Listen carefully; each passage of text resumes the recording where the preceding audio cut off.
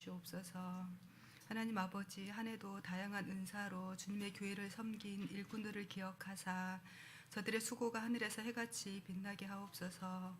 위로와 참 잘하였다 격려해 주시고 주님 오실 때까지 주신 은사를 땅에 묻어두지 아니하고 더 부릴 듯 일으켜 주셔서 잘 감당하는 일꾼 되게 하옵소서. 하나님 아버지, 청소년부를 섬길 교육자를 위하여 백도 운동을 하고자 합니다. 모두가 동참하여 자라나는 세대를 주님의 일꾼들로 잘 세워가도록 잘 섬기길 원합니다. 합당한 교육자를 보내주시고 성도들이 한마음이 되게 하옵소서. 이 나라를 위하여 기도합니다. 정치도 땅에 떨어져 과거를 답습하는 모습이 역력합니다. 경제도 심각한 우려의 목소리가 많습니다. 남북관계, 북미관계, 평화의 물꼬가 속히 되어지길 더욱 우리가 깨어 나라와 민족을 위하여 기도하게 하시고 하나님의 은혜를 간구하여 위기를 잘 헤쳐나가길 간구합니다. 올해도 하나님의 은혜로 잘 달려왔습니다. 새해에도 하나님의 보호하심과 간섭하심으로 어둠을 몰아내주시고 빛으로 오신 예수님처럼 우리도 밝은 빛으로 인도해 주시고 평안과 소망으로 인도하여 주시옵소서.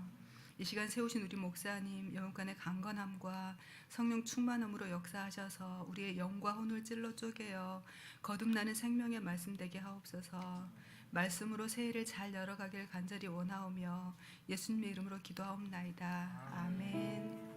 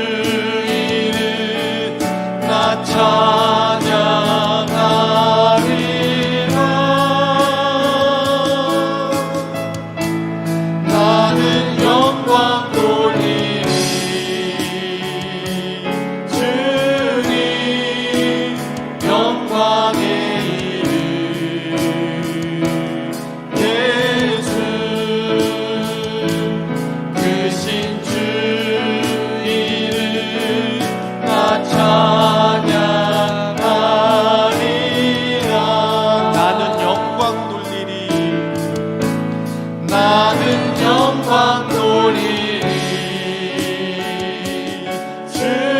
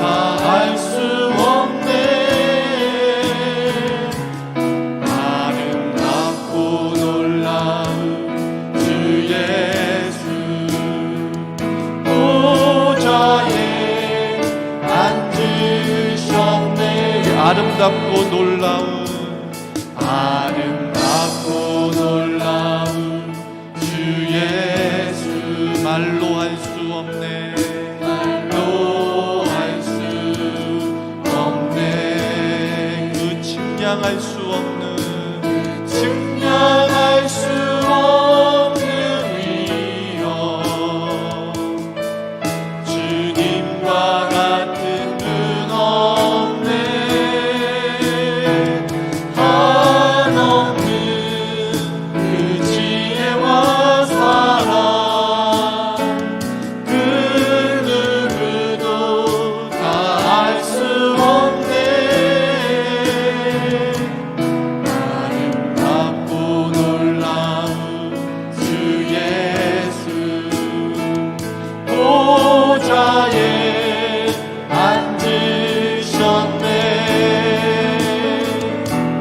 주님 앞에 내가 서 있네 주 앞에 내가 서 있네 주는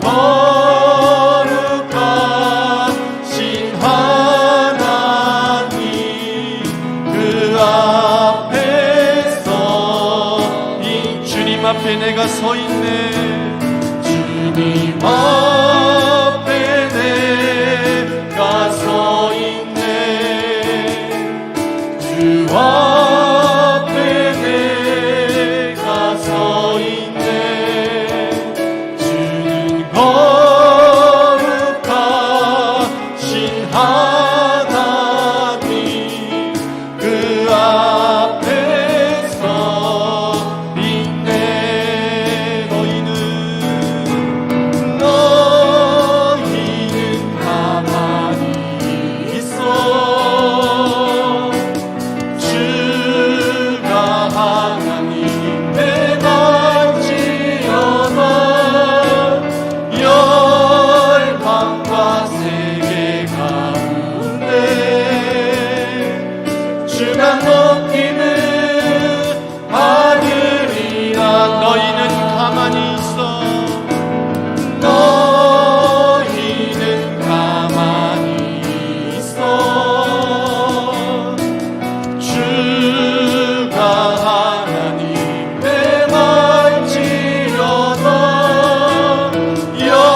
열방과 세계 가운데 주가 높이는 아들이라 사랑합니다 내 아버지 사랑합니다 내 아버지 찬양합니다 내 혼만 다하여 선포합니다 예수 그리스도 주님 오시는 기다리며 다시 한번 사랑합니다 내 아버지 사랑합니다 내 아버지 찬양합니다 내 온맘 다하여 선포합니다 예수 그리스도 주님 오시는 기다리며 우리 오른손을 들고 너희는 가만히 있어 너희는 가만히 있어 주가 하나님 내갈지어다 열방과 세계 가운데 주가 높이는 아들이라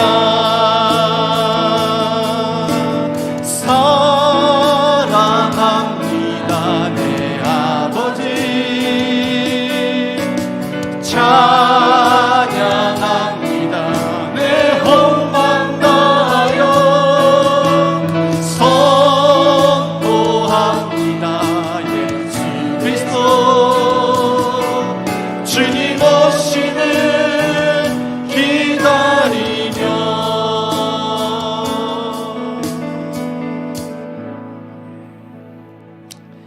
우리 자유교회가 예수 잘 믿는 교회 되게 해주시옵소서. 기도합시다. 예수 믿는 교회가 아니라 예수 잘 믿는 교회가 돼야 됩니다. 예수 제대로 믿는 교회가 돼야 됩니다.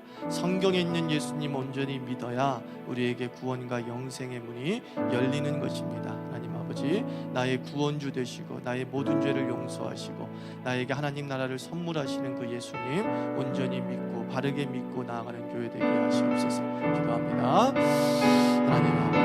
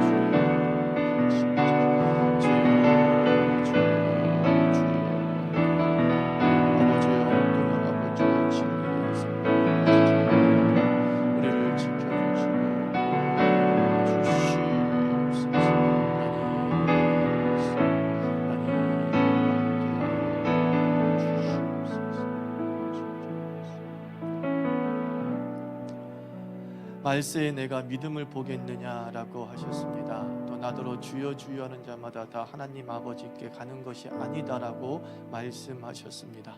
2000년 전 그 예수님, 그리고 그 예수를 따르던 제자들이 온전히 믿었던, 그리고 그 제자들이 남긴 성경을 통하여서 아버지여, 우리의 구세주 예수, 우리의 죄를 용서하시고 3일 만에 부활하시어서 우리의 구원주가 되시고 우리에게 영생을 소망하게 하신 그 예수 그리스도 온전히 믿고 나아가는 교회 되게 하여 주시옵소서. 예수 그리스도의 이름으로 기도드리옵나이다. 아멘.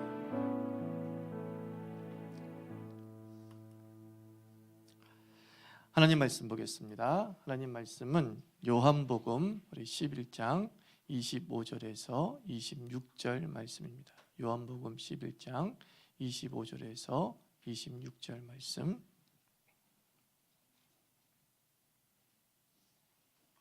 요 조명 좀 다 켜주세요. 예. 성경을 볼 수 있게. 예. 같이 있습니다. 시작. 예수께서 이르시되 나는 부활이요 생명이니 나를 믿는 자는 죽어도 살겠고 무릇 살아서 나를 믿는 자는 영원히 죽지 아니하리니 이것을 내가 믿느냐. 아멘.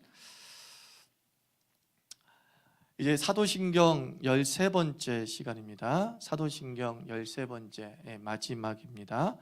죄사함, 부활, 영생에 대한 말씀을 나누도록 하겠습니다. 죄사함, 부활, 영생. 사도신경의 구조는 삼위일체 하나님을 따른다라고 했습니다. 성부 하나님, 성자 예수님, 성령 하나님, 이 세 분은 한 본질이시나 세 위격으로 계신다라고 말씀했고, 이것을 자세하게 설명할 수 있는, 이해 가능한 방법으로 설명할 수 있는 현재의 언어와 문장은 없다라고 말씀을 드렸어요. 단지 삼위일체 하나님은 삼신론이 아니다라고 말씀을 드렸죠. 삼신론은 무엇입니까? 세 명의 신이 존재한다는 거죠. 성부 하나님 따로, 성자 하나님 따로, 성령 하나님 따로 이렇게 존재한다는 게 삼신론이죠. 또 양태론도 아니다라고 말씀을 드렸습니다. 한 분이신데, 원래는 일신이신데 다르게 나타나 보일 뿐이다라고 하는 것이 바로 양태론이죠. 역시 양태론도 삼위일체가 아니다 라고 설명을 함으로써 삼위일체를 우리가 이해할 수밖에 없습니다. 그래서 삼위일체 하나님은 신비이죠. 그 삼위일체 하나님은 어떤 하나님이신가가 사도신경에서 단락단락 설명되고 있고, 우리는 그 성부 하나님을 믿고 그 성자 하나님을 믿고 그 성령 하나님을 믿습니다 라고 고백하고 있죠. 이 삼위일체 하나님에 대한 고백 마지막에 나오는 부분이 몸이 죄를 사하심과 몸이 다시 사는 것과 영원히 사는 것을 믿습니다 라고 하는 말씀 부분입니다. 죄를 사함과 몸이 다시 사는 것과 영원히 사는 것으로 마무리 짓고 있는데, 우리가 삼위일체 하나님을 믿습니다. 그리고 그 신앙의 목적, 그 신앙의 열매가 바로 죄사함, 부활, 영생이다라는 겁니다. 그 하나님을 믿음으로 말미암아 우리 삶에 나타나는 놀라운 열매가 죄사함이고 부활이고 영생이고, 우리가 그 하나님을 믿는 목적 역시 이 죄사함과 부활과 영생을 누리기 위함이다 라고 생각하시면 됩니다. 죄사함을 먼저 생각해 봅시다. 하나님은 우리에게 풍성을 선물했다라고 말씀했습니다. 하나님께서 이 세상을 창조했을 때에 결핍과 부족의 상태로 창조하지 않으시고 풍성과 하나님의 영광을 누리며 사는 세계로 창조하셨습니다. 그런데 이 모든 영광과 풍성이 깨져버리고 말았습니다. 그 깨져버린 이유에 대해서 성경은 죄라고 말하고 있죠. 죄라는 단어가 히브리어로 가장 많이 쓰인 게 차타라는 단어 또는 하마르티아라는 단어가 많이 쓰이고 있다고 하죠. 500회 이상이 언급되고 있는데, 이 말의 의미가 무엇이냐면 표적을 벗어나다라는 뜻을 가지고 있다는 거예요. 즉 하나님에 대한 거스림, 하나님이 원하시는 바에 대해서 비껴나가는 모든 행위와 모든 생각들이 죄다라고 성경은 말씀하고 있죠. 그래서 우리가 크리스마스 성탄절 설교를 했을 때에 이 죄가 무엇이냐, 죄가 우리 삶 속에서 어떤 현상으로 드러났느냐라고 했을 때 크게 네 가지로 말씀드렸다고 했습니다. 그 죄는 하나님처럼 되고 싶어 했고, 그 죄는 하나님보다 높아지려고 했고, 그 죄는 하나님 없이도 살 수 있다고 생각했고, 그 죄는 하나님이 없었으면 하는 생각을 갖게 한다고 했습니다. 그 모든 것이 죄라는 것이죠. 하나님처럼, 하나님보다, 하나님 없이, 하나님 없었으면, 이게 바로 하마르티아라는 거예요. 이게 바로 차타라는 거예요. 표적에 어긋난 그 모습이 죄의 모습입니다.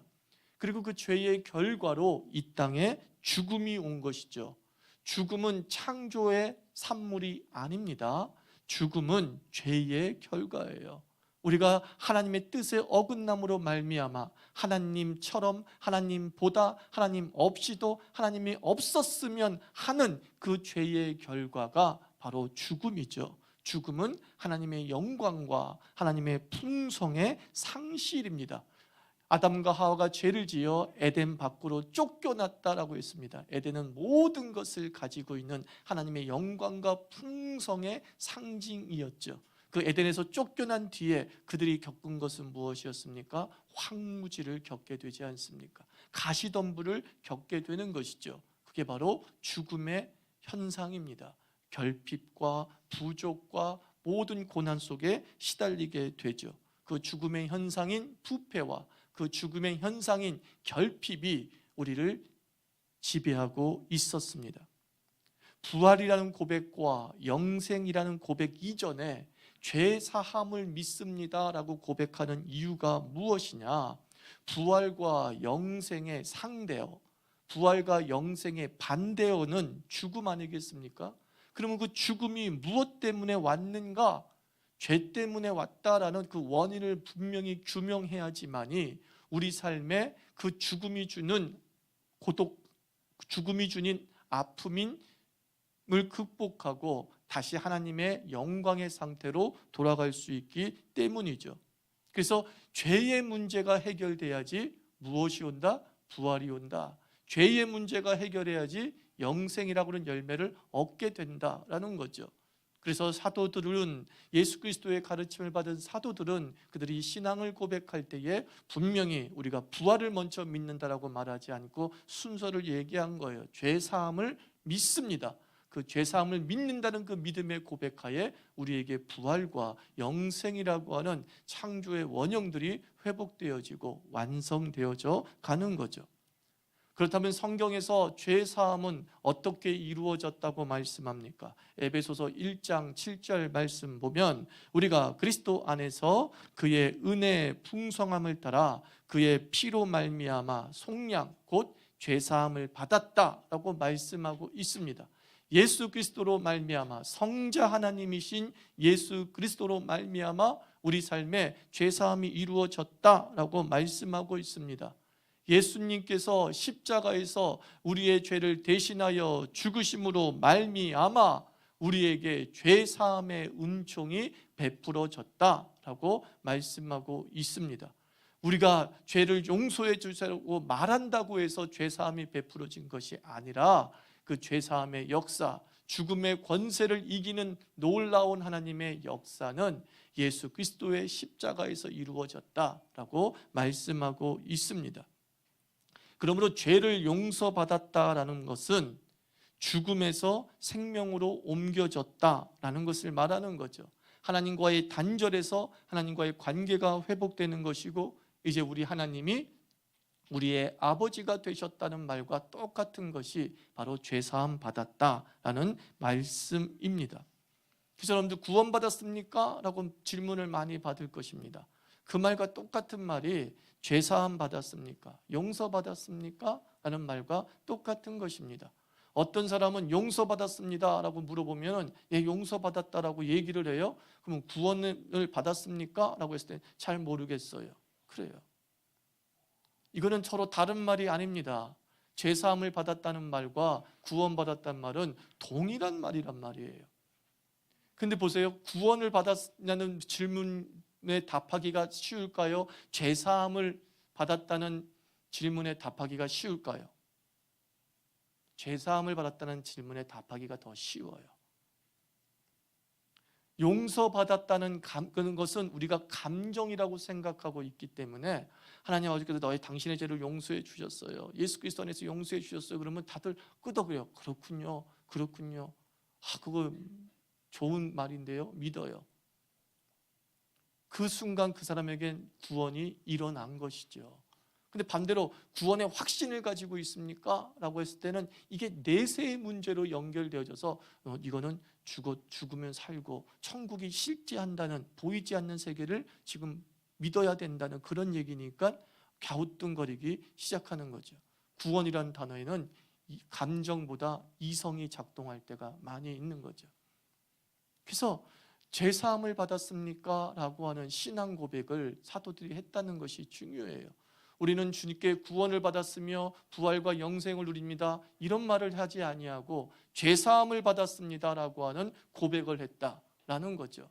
그것이 많은 사람들에게 예수 그리스도의 구원의 확신을 심어주는 놀라운 문장 구조를 가지고 있었다, 저는 한번 추측해 본 것입니다. 여러분, 하나님께서 여러분의 죄를 용서하셨습니까? 그것을 아멘하고 끄덕이는 모든 사람에게 하나님의 구원은 이미 임한 것입니다. 나를 사랑하시는구나, 이 생각이 드는 것은 또한 구원의 확신과 똑같은 겁니다. 죄 용서받은 사람은 뭔가 하나님이 나를 너무 사랑하시구나라는 그 감정과 연결이 됩니다. 하나님이 여러분을 사랑하십니까? 그게 좀 믿어져요? 그러면 그게 구원을 받은 것입니다. 하나님이 나를 사랑하시는구나, 내가 죄 용서를 받았구나, 내가 구원받았구나, 다 뭐예요? 사실은 같은 말이에요. 같은 말에 대한, 같은 내용에 대한 다른 질문일 뿐이다 라는 것입니다. 죄사함의 체험은 상호성 속에 발생하는 겁니다. 용서하는 것과 용서를 구하는 상호성이 있을 때 죄사함이 체험화되는 것입니다. 주님이 죄사했다는 것은 역사적 사건으로, 그리고 우리의 의지와 관련 없이 일어난 사건이고 일어난 은혜입니다. 근데 그것이 내게 체험이 되기 위해서는 상호성이 있어야 된다는 거예요. 용서하는 것과 그리고 용서를 구하는 것, 이 상호성에 의해서 우리는 죄사함이 내 오감 전체에서 체험되게 됩니다. 용서하셨습니다. 그러나 용서를 구하지 않는 관계가 있습니다. 용서를 구하지 않은 사람은 용서받음의 놀라움도 체험 못합니다. 감사도 없습니다. 죄인이라는 고백이 있을 진심일 때, 내가 정말 죄인이구나, 내가 죄졌구나, 내가 잘못했구나 라는 이 고백이 진심일 때 죄사함의 역사가 실제가 되고 체험이 되는 겁니다. 누가복음 15장 21절에서 탕자가 아버지께 돌아와 가지고 이렇게 얘기하죠. 아들이 아버지에게 이르되 아버지, 내가 하늘과 아버지께 죄를 지었습니다. 지금부터 아버지의 아들이라 일컬음을 감당하지 못하겠습니다. 이 부자 관계가 회복된 것은 이미 아버지는 둘째 아들을 기다리고 있었습니다. 다 용서하고 있었다는 것을 우린 알고 있지 않습니까? 그런데 그 아들이 다 용서한 그 아버지에게 돌아와서 얘기합니다. 나 나쁜 놈이에요. 내가 잘못했어요. 용서를 구하는 거죠. 그때 아버지가 껴안으면서 너는 내 아들이야. 반지를 끼워주며 잔치를 베풀었을 때 그 아들은 용서받음의 놀라운 체험을 하게 되는 거죠. 그리고 감사하게 되는 거죠. 나의 아버지 너무 좋으신 분이구나. 내가 정말 사랑받는 사람이구나. 깊은 체험을 하게 되는 거예요. 용서하는 것으로 끝나는 게 아니라 용서를 구하는 관계성이 있어야 되는 거죠. 반대로 용서를 구했습니다. 그러나 용서하지 않았습니다. 이런 관계에서도 구원의 정서가 발생하지 않는 것이죠. 실제로 있지 않습니까? 용서를 구합니다. 엄마, 내가 잘못했어. 아빠, 내가 잘못했어. 근데 본 채만 채합니다. 들은 채만 채합니다. 그때 죄사함이라고 하는 놀라운 하늘의 역사가 그 자녀에게 임하지 않게 되는 거죠. 용서받지 못해서 방황하는 인생이 얼마나 많은지 모릅니다. 용서받고 싶은 마음이 있는데 용서하지 않는 관계 때문에 힘들어하는 사람이 너무나 많습니다. 해밍웨이의 단편소설 세계의 수도를 읽어보면 이런 이야기가 있지 않습니까? 스페인의 한 아버지가 가출하여서 이제 마드리드로 간 아이를 찾기 위해서 이제 화해해야겠다. 내가 아들을 다 용서하고 다시 만나야겠다. 그래서 아버지는 뒤늦게 후회하고 이제 양심의 가책을 느끼면서 엘리베랄 신문에 이런 광고를 냅니다. 파코, 그 아들의 이름이죠. 파코, 화요일 정오에 몬타나 호텔에서 만나자. 다 용서했다. 아빠가. 광고를 낸 겁니다. 이 파코는 스페인에서 가장 흔한 이름이라고 합니다. 우리는 철수가 흔한 것처럼 파코는 가장 흔한 이름이라죠. 아버지가 이제 화요일 정오에 그 몬타나 호텔에 나가자 파코라는 이름의 젊은 남자가 무려 800명이 나와서 아버지를 기다리고 있었다는 거예요. 다른 말로 무슨 뜻이에요? 용서받지 못한 파코가 800명이나 있었다는 얘기죠. 용서받기를 기다리고 있었던 파코가 800명이나 있었다는 거죠. 그게 우리 사회의 단면이에요. 용서를 구하지 않는 사람도 문제이지만 용서하지 않음으로 말미암아 삶이 피폐해진 사람도 부지기수로 많음을 해밍웨이가 이야기해주고 있는 거죠. 우리가 용서하지 않은 파코가 누구입니까?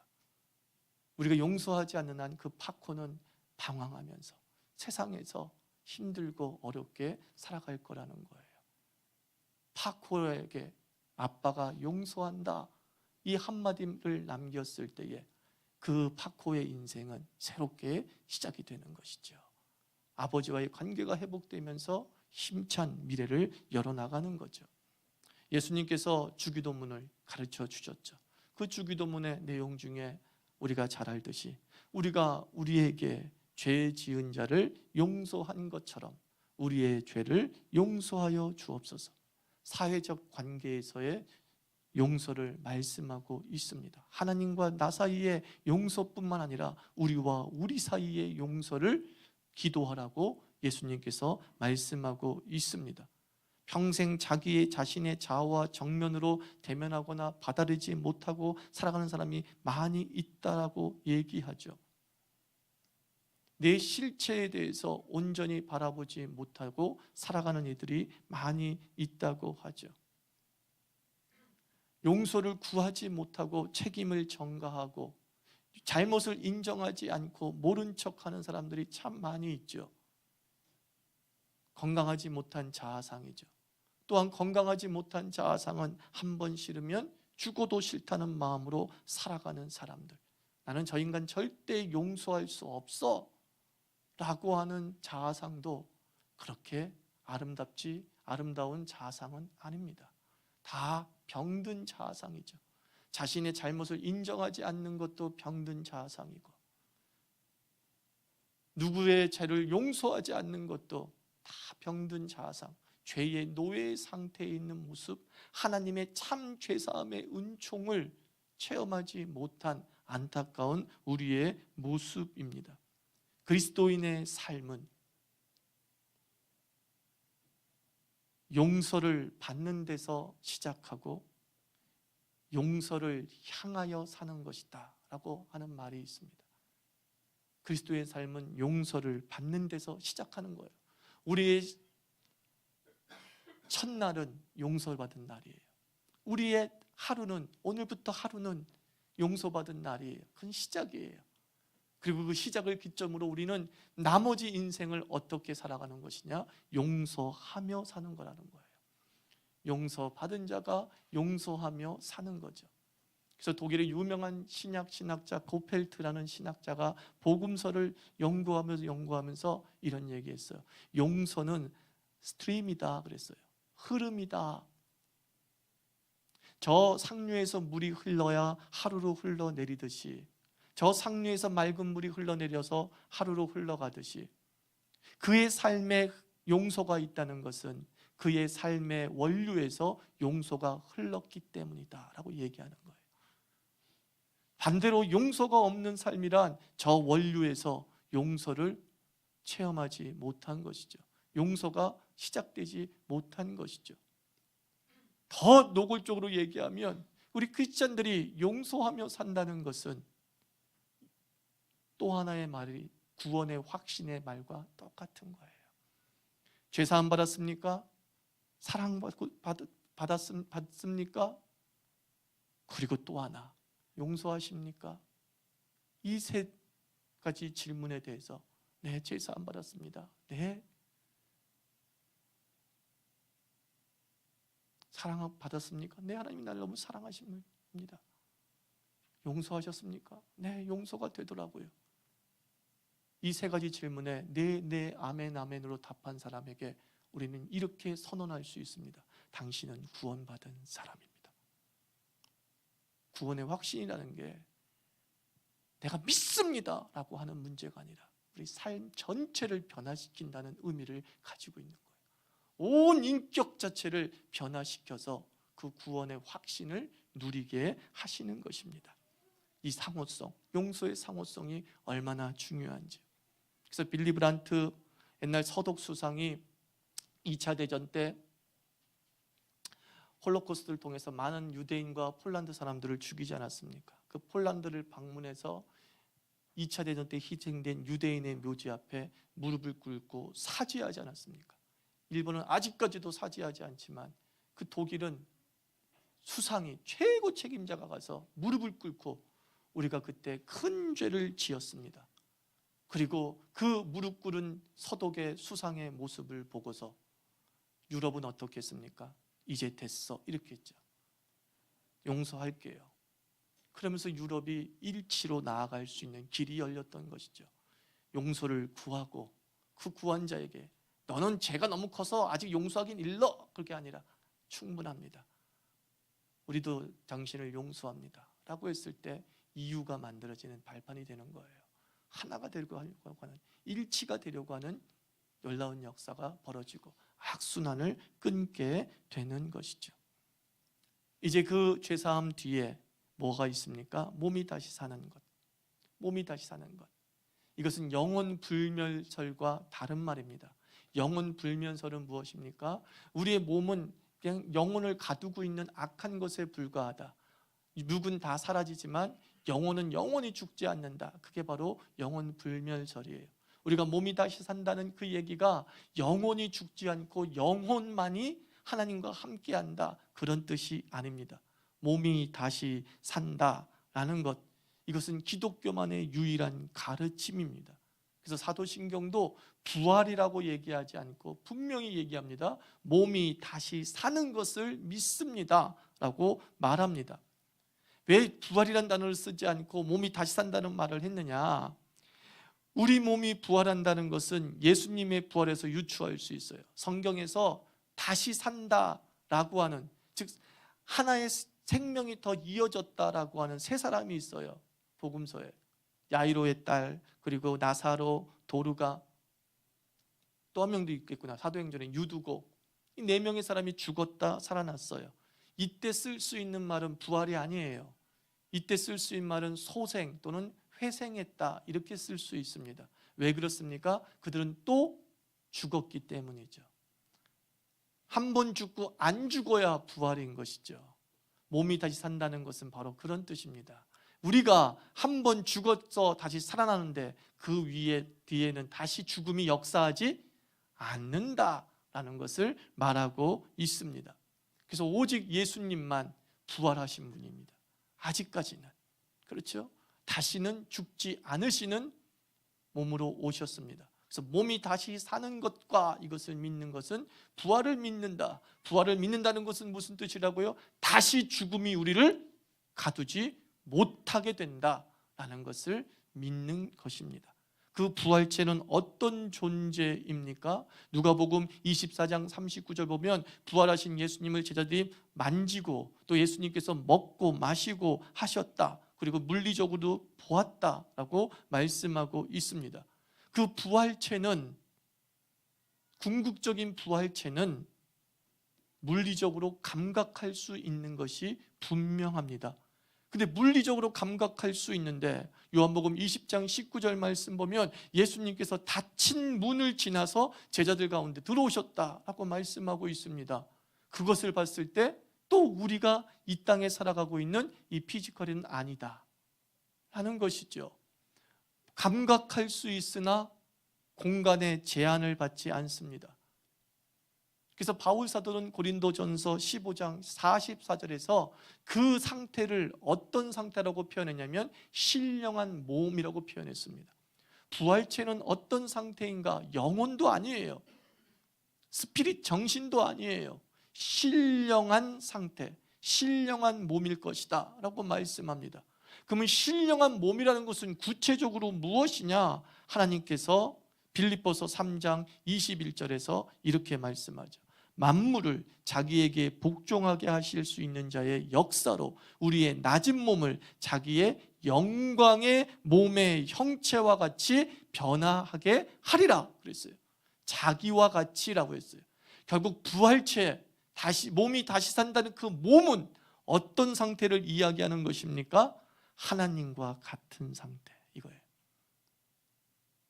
하나님의 존재 양식과 같은 양식으로 우리가 부활하여서 주님을 대면하여 산다는 것이죠. 몸이 다시 사는 것과, 즉 변화되어지는 하나님의 영광의 상태로 우리가 변화되어지고 닮아가는 것이 죽음 또는 예수님의 재림 이후에나 일어나는 일이냐? 저는 그렇지 않습니다. 부활의 현재 효과가 분명히 있습니다. 저는 크리스찬들을 볼 때마다 정말 예수 잘 믿는 사람, 부활을 믿고 영생을 믿고 이 땅이 전부가 아니라 하나님 나라가 있다는 것을 믿는 참된 크리스찬들을 보면 그들의 얼굴과 그들의 몸에서 저는 부활의 현재를 봅니다. 50인데 세상에 찌든 50과 달라요. 80인데 세상에 찌든 80과 달라요. 그게 부활의 현재입니다. 아우라를 느끼는 사람들 혹 본 적 없습니까? 유독 그 사람에게서 광채가 빛나는 것을 본 적 없습니까? 어머니가 철야하고 나서 집에 오셨는데 철야하고 온 날만큼은 얼굴에 화장이 잘 받는 경우를 본 적 없습니까? 그게 부활의 현재예요.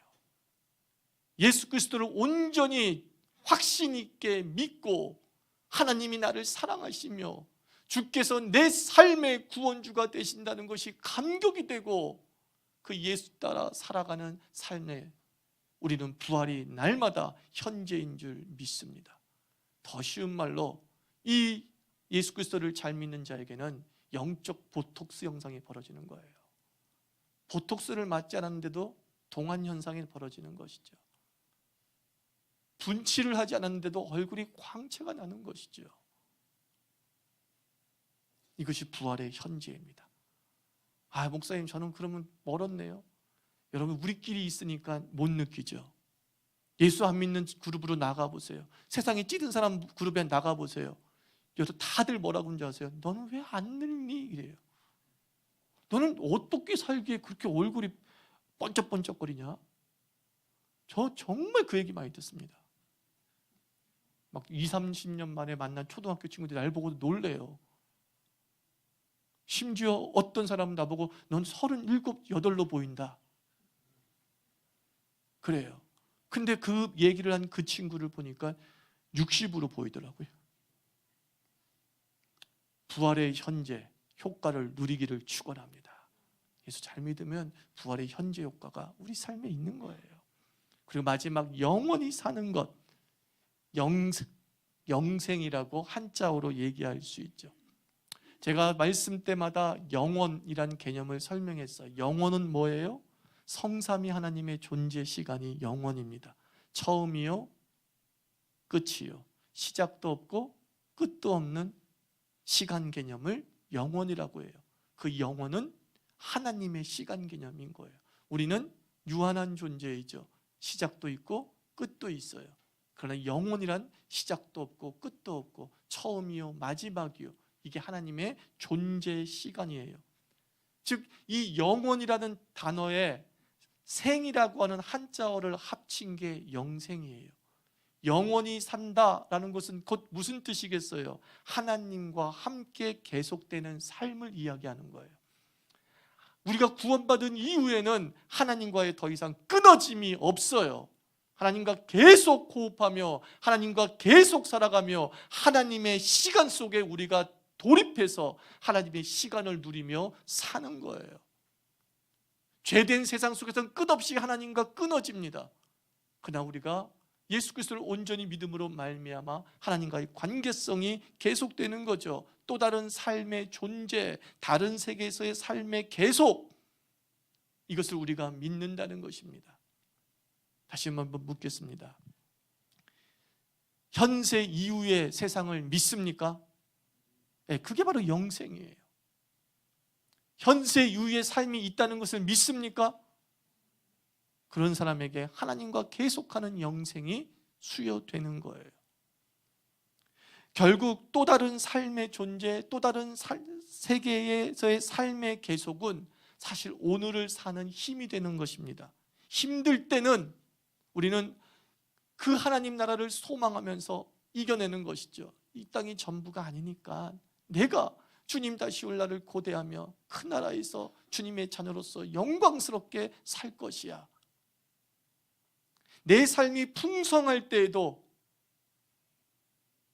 영원한 삶을 고대하는 사람은 지금 이 순간에 연연하지 않고 나누며 살면서 교만하지 않는 것이죠. 저 하늘나라에 비하면 이것은 아무것도 아니야 라고 생각하게 되는 것이죠. 그래서 마음의 여유를 갖게 되는 거예요. 내일의 삶이 있다는 것, 하나님과 함께하는 삶이 있다는 것이 힘들 땐 소망이 되고 풍성할 때는 겸손하게 하시어서 우리가 이 땅에서 하나님의 광채를 빚으며 살아가게 됩니다. 말씀을 맺습니다. 누구를 신앙합니까? 우리는 성삼위 하나님을 신앙합니다. 창조주 하나님, 구원자 성자 예수님, 내주하시는 성령 하나님을 우리는 신앙하고 있습니다. 여러분은 그 신앙의 결과로 무엇을 고대하고 있습니까? 성삼위 하나님을 신앙하는 자에게 주시는 죄 사함과 몸이 다시 사는 것과 영원히 사는 하나님 나라의 복이 여러분 삶 속에 현재가 되고 미래가 될 줄 믿습니다. 기도합시다. 사도신경을 이렇게 다 마쳤습니다. 하나님, 우리 신앙 고백을 할 때 이런 의미가 있구나라는 것을 알게 되었습니다. 감사합니다. 하나님, 잘 믿고 제대로 믿게 하여 주시옵시고, 하나님 아버지, 특별히 오늘 말씀대로 내가 죄사함 받았음을 믿습니다. 그러니 나는 구원받은 사람임이 너무 감사합니다. 나는 가끔 하나님이 너무나 나를 사랑한다는 것을 느낄 때가 많습니다. 역시 내가 구원받은 사람이 분명한 것이거든요. 하나님 아버지, 정말 용서 못할 사람 같은데 이상하게 용서가 되고 미워지지 않습니다. 아, 내가 바로 구원받은 사람이군요. 바른 신앙 고백이 온전히 될 때 구원의 확신은 자동적으로 오는 거예요. 여러분 다 구원받은 사람입니다. 여러분 다 하나님의 자녀입니다. 참 감사합니다. 참 감사합니다. 네, 기도하겠습니다. 하나님 아버지,